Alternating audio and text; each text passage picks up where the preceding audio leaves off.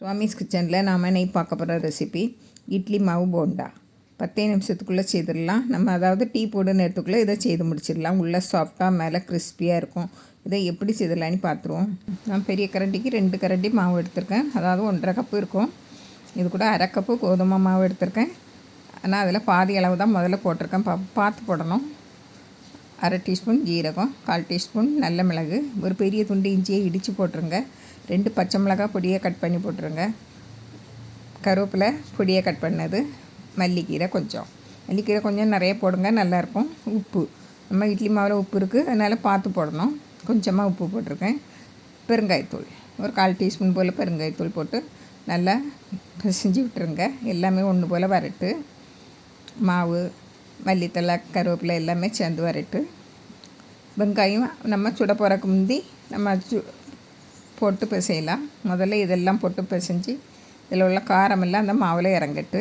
பாருங்கள், இப்போது பொடியை நறுக்கினதில் ஒரு மீடியம் சைஸ் வெங்காயத்தில் ஒரு வெங்காயம் பொடியை கட் பண்ணி போட்டுட்டு உடனே நம்ம சுடுக ஆரம்பிச்சிடலாம்.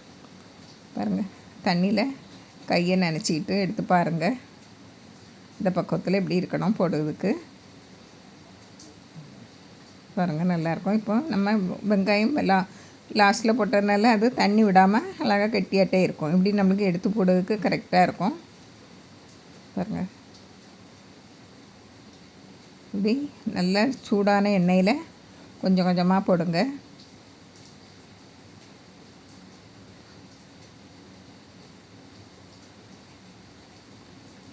பாருங்கள், திருப்பி போடுங்க.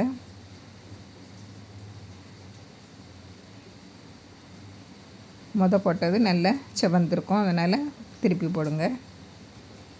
நம்ம டீ போடுற நேரத்துக்குள்ளே இதை செய்து முடிச்சிடலாம்.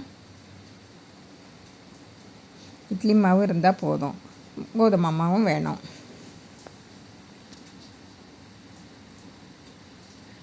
பாருங்க, திருப்பி போட்டு நல்லா கோல்டன் ப்ரௌன் கலரில் வந்த உடனே எடுத்துடலாம்.